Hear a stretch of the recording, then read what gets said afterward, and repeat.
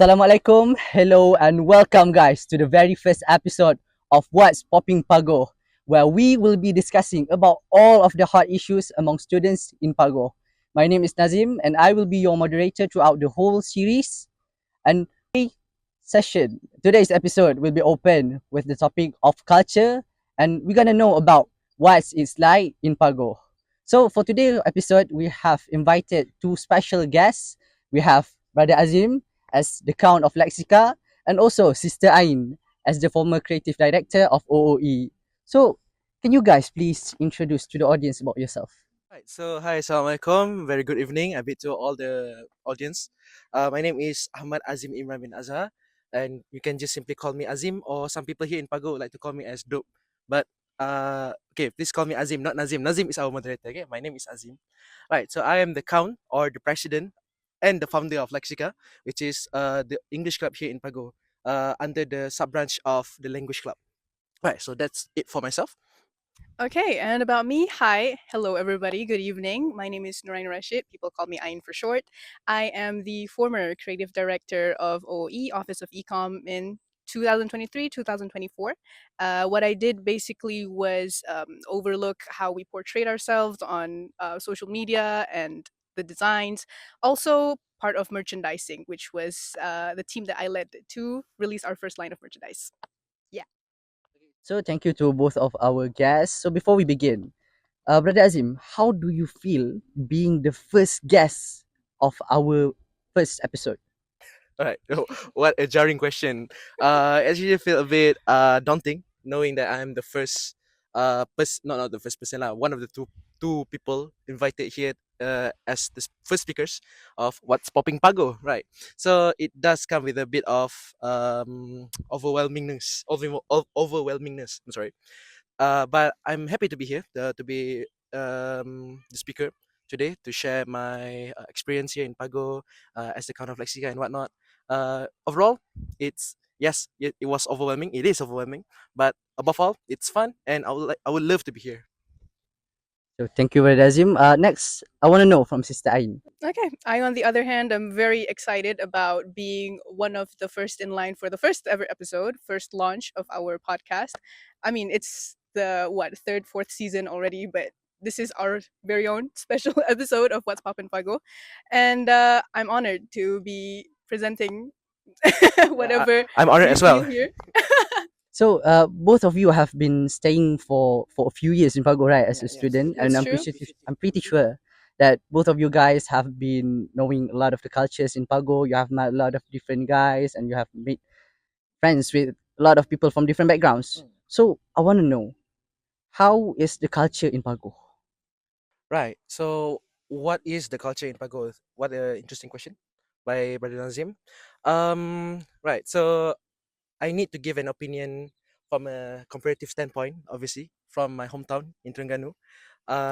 Because the culture here in Pago. Okay, let's not talk about my hometown first. Let's talk about the general culture of how people compare to Pago. Especially in UIA. Okay, for example, I believe that people in Pago here are very both the students and the people of Pago, they are very I would say good people. Not in terms, not just generally good, but they are in Malay we call them sopan and santun. What is sopan in English again? I forgot. Polite. Polite, yeah, there you go. That's the word. Yeah. So they are very polite, they are very soft spoken. The people here, even the students here.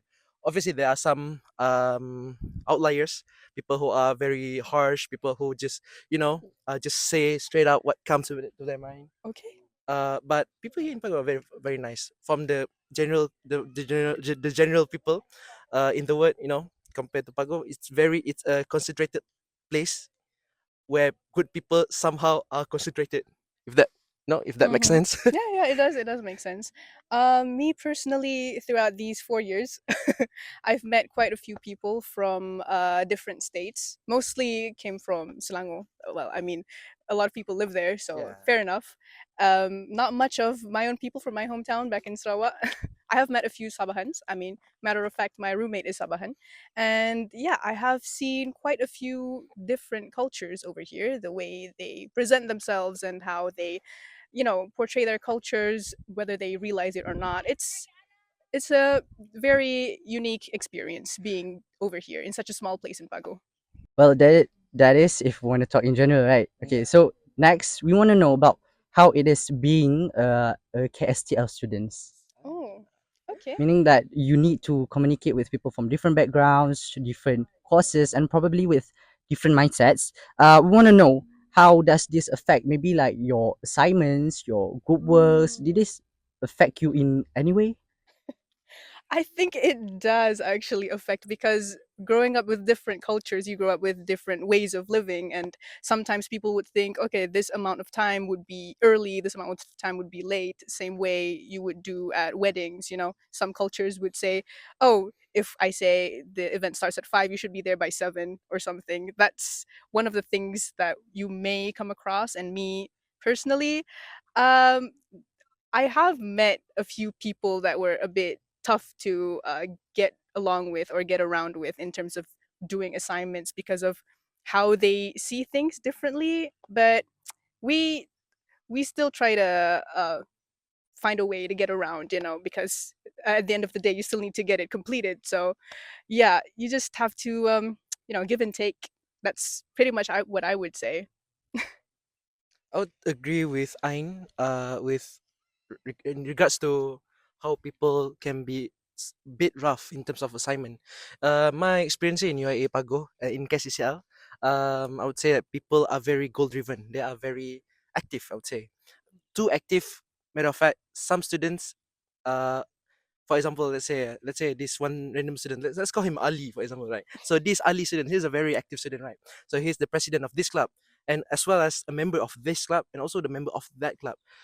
If we were to zoom out from the perspective of KSCCL, let's say other kuliahs, we rarely found these kind of students who are also students who are members of multiple clubs. It's very rarely to find this kind of students, let alone in other universities. So in Pago, with such a small capacity, sorry, a small amount of students, people tend to take one, two, or maybe even three. Some even take more than five positions and workload outside of the academic commitments, and not to talk about academic commitments.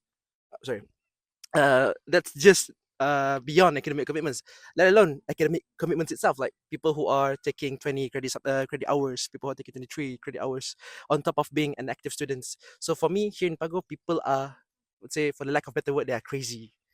Yeah, I mean, like studying, of course, sometimes it put too much pressure on us, and of course, it will affect the way we communicate with our friends, and sometimes the difference in cultures and background actually plays very important role, right? So, why not we talk about something that we have much more in common? As you can see, you look nice in your. I think it's baju raya, right? It is Baju Raya, yeah. Yeah. So, since we just went through Shawwal, Hari Raya, so maybe like you can share with us about your experience, how it is celebrating Raya. I mean, we both, me and Azim, came from Pantai Timur, right? So You're Pantai Timur? I'm from Pahang. You're from Pahang? Yeah. What's it?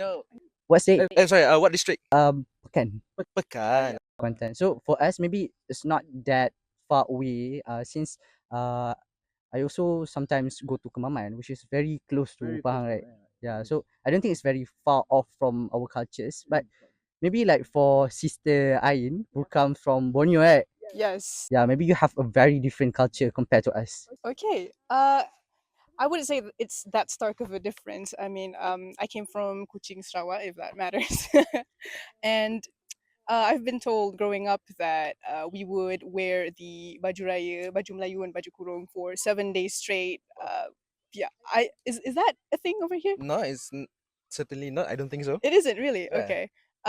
For a week straight at least, and one thing that I've noticed for sure is that our homes back in my hometown, everybody in any house they would be serving layer cakes or cake lapis, which I couldn't find here actually, which is a bit strange because I thought growing up, every house would have a certain kind of cake, not specifically cake lapis. Maybe you'd have brownies or something. But it was strange to not find cakes in homes over Wait, here. hold on. For out of curiosity, Yeah, do you actually call it kue lapis or cake lapis? we say cake lapis. I think kue lapis is more Indonesian. Oh, Yeah, okay. That's new. yeah. Fun fact. Yeah. Right. Oh, fun fact. Yeah. Also, I think people do this as well over here, where regardless of race or religion, you'd still go visit to each other's homes, regardless if it's Hari Raya or if it's Gawai or Christmas. Maybe you'd still go visit your friends' homes, or maybe Even some Muslims? people. Yeah, some Oh, people also have relatives who are of different religions, maybe because they converted. another fun fact. Yeah. And just go visit, which we call Bajaka Raya. Berjaga. Yeah, ziarah lah, in a sense. Sounds kedahan. Berjaga. Kadahan. Okay, Kadahans, please confirm that. Yeah. So we visit and I guess eat. Open houses are a thing. So yeah, that's pretty much it for me. Also, actually, I just remembered. Sorry, we do have we do sorry we serve gassy drinks most of the time. Oh, okay, Is okay. that common I here? can relate with that. Yeah, yeah. Yeah, Yeah, gassy drinks. maybe It's out cheap. of ease, or some houses they have this entire crate of sodas, Yeah, ice cream yeah. sodas in bottles, or orange soda. But nowadays, because people have stomach problems, they just go for the tebunga kota or Oh, the okay. soya. Yeah, I can see Yeah, that. I think for Terengganu and Pahang, it is not that different, right? right. What would your house serve? Is it like the normal nasi impeh with probably serunding and rendang, Hmm. Yeah, those kind of things, right? sounds okay. By the way you explain it, it doesn't sound far fetched. Pekan and Terengganu. But let's see. Let's put that to test, right? So, here in Terengganu, not here, but back in Terengganu, where I'm from Kuala Terengganu. We usually stop celebrating Raya after the 10th days. Usually around Oh. 10th or 9th days. So you know how we in Malaysia we use the term Raya kelima, Raya keenam, or Raya ketujuh, the seventh, eighth, or the eighth, for example. By the way, it's not an accurate, an Islamically accurate term, considering that Raya is only one day during the eight itself. But here in Malaysia, Malay people, we tend to celebrate Raya for about a month. Some even Mhm. celebrate after the month of Shawwal, during the Zulqa'dah month. But here in not back in Terengganu, we usually stop saying, for example, there's no such thing as Raya ke-16, for example. There's no such thing. Oh. Raya ke-11. We don't say that. We say something like, oh, we start referring it back to the date. For example, if the Raya ke-11 falls on the 27th of May, for example, then it will be 27th of May. We don't call it Raya ke-11 or something like that. And even it is frowned upon for Terengganuan people to celebrate Raya beyond the 10th day. Frowned upon. Frowned upon. It's like it's not something that you would do. Is it an Uh, offense? it is not okay. It is not an offense. It's just something that culturally inappropriate. It's like something like Oh, uh, kau raya lagi? Faham tak? Like it's very very weird. okay, You will not okay. be publicly prosecuted, obviously, but you you will be asked, you will be questioned, like why would you celebrate Raya after the 10th or like the 11th days? But by the way, Okay. we don't have like a exact standard like no Raya after 10 days or 11 days. It's just something that we understood. Is this the same thing in Pekan? I don't think so. I'm not really sure about that. I mean, like maybe I'm the one that don't really know about the culture. Okay, that's interesting. So I think that's the difference between Terengganuan Raya and Pahangian, is it? Or Pahangai? I don't know. Pangai. Pahang Raya. Seems like Nazim's would be a bit more neutral. He's somewhere in between our cultures. Yeah, I would say so too. But okay, now since we talk about being weird, well, in Oh. different culture, maybe we can jump into the hot takes. So the question that I would like to ask is, do you ever feel the need to hide your own identity of culture just to blend in with other people? Like maybe a Sarawakian, the way you talk, the way you speak. Sometimes people they don't accept people from different backgrounds. They doesn't feel that close to them because they speak differently, they think Alright. differently. Then sometimes they even eat different things. I mean that's normal for people, but people with different culture they tends to be more. You know what I mean, right? Yeah, yeah, yeah. There's that gap. Okay, okay, I understand your question. Um, yeah, in terms of hiding my actual culture, not quite, but I definitely would have to code switch because no one would understand me if I were to speak in my own dialect, because the words we use are quite different from standard Malay that's understood. So one thing is that I would have to change my language in a sense, and then hiding my culture, not quite. We're free to wear whatever we want as long as it's Sharia compliant, obviously. I mean, I've seen people from cultures like cultures from Sabah. I've seen last year in Silat Raya, or was it Busana Sini? It's an older program where you're free to wear whatever culture of clothing of culture that you have. And I've seen people worn, Malay culture, like full Malay attire, also from their culture back in Sabah. I'm not sure which race it is, so I'm sorry, I can't really pinpoint which one. You So just know it's from Borneo, yeah, it's from Borneo, it's from Sabah, deep parts of Sabah.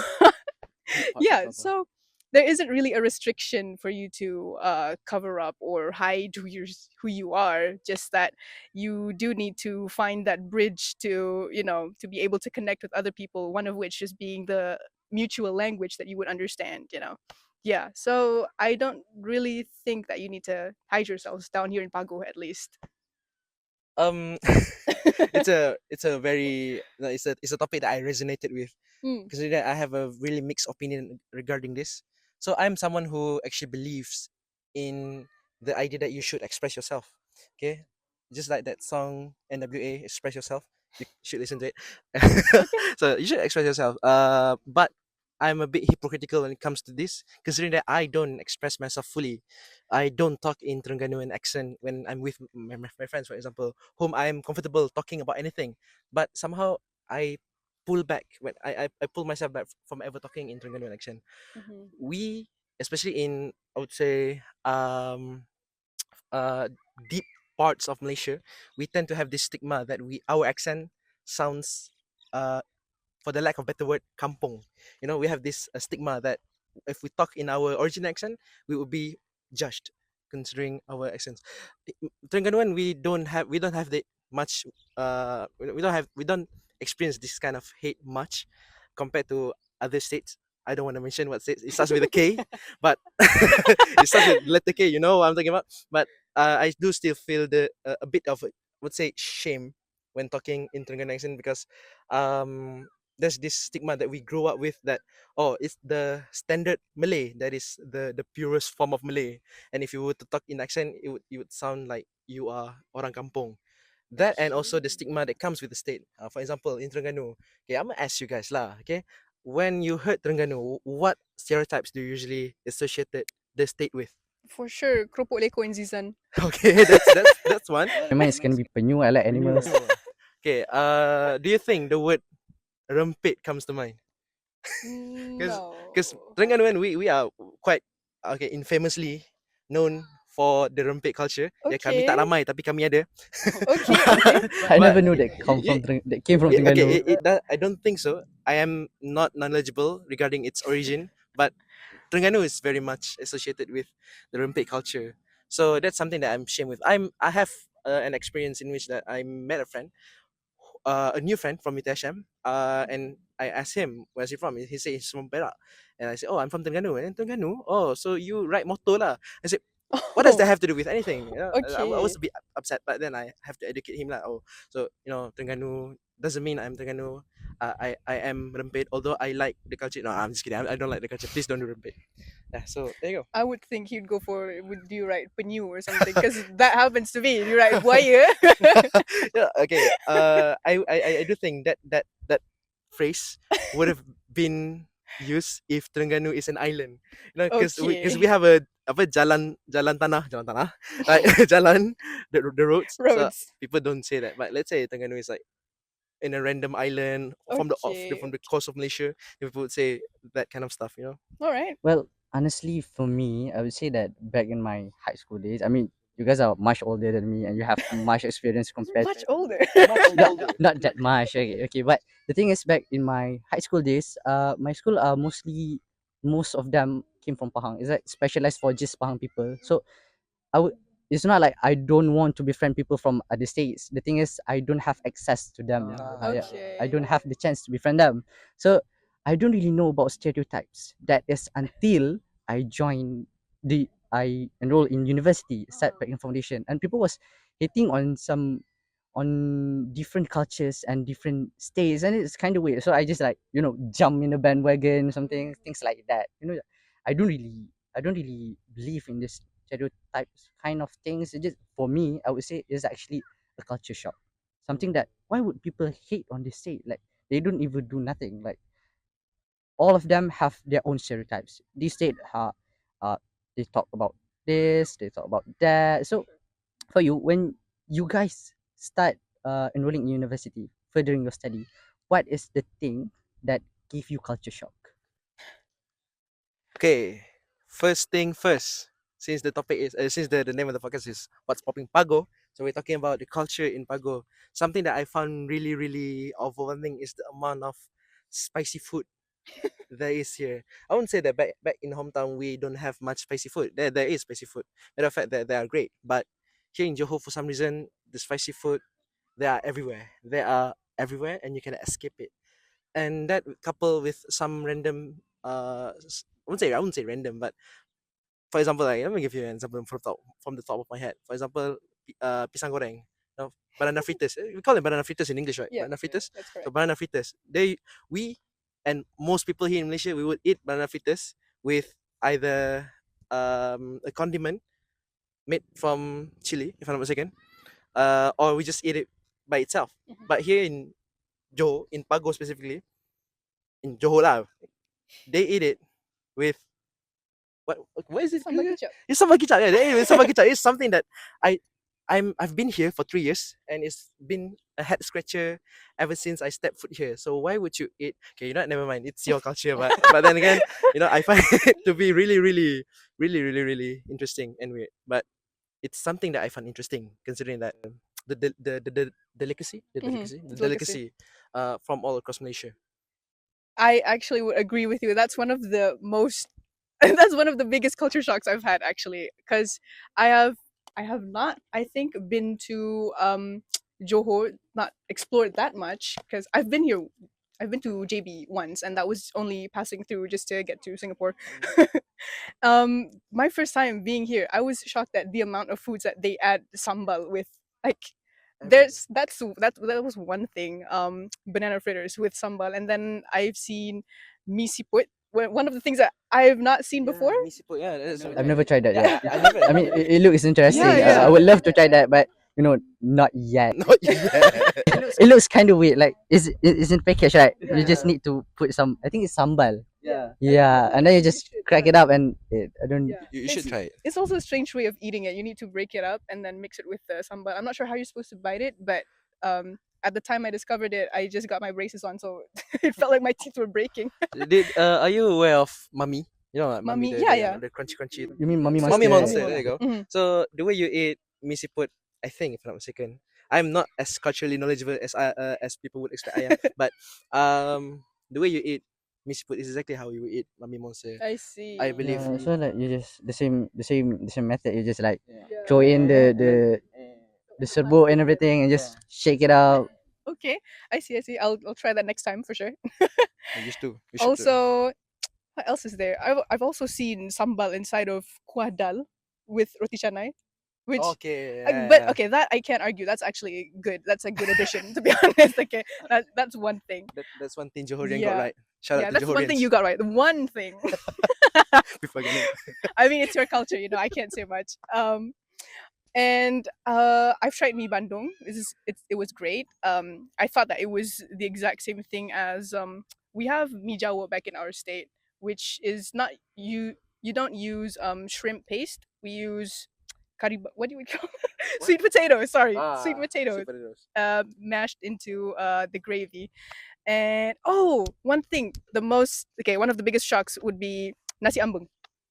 I have not seen such thing. Okay, it. What is it actually? It's basically rice with Explain it. noodles, basically. So usually mi goreng or bihun goreng. It's Oh, either- so you kind of like mix You mix all the everything. things. you either No, mix it or you just eat it.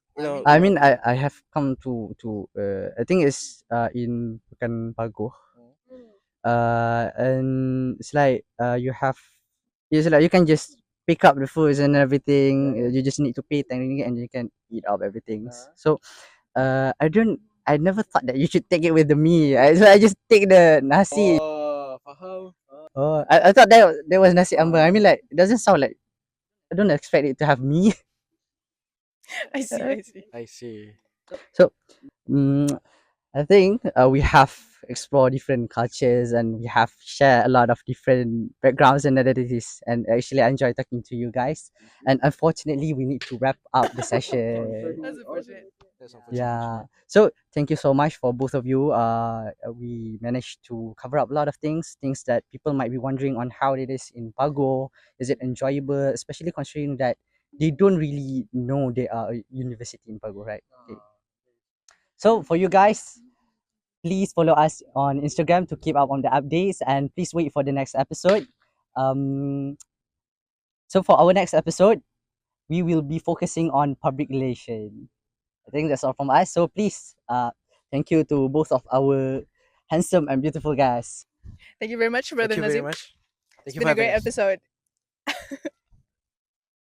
So should we say that Yeah, together? Yeah. Maybe you can count it. Right. So see you again in What's What's Poppin' Poppin' Pago.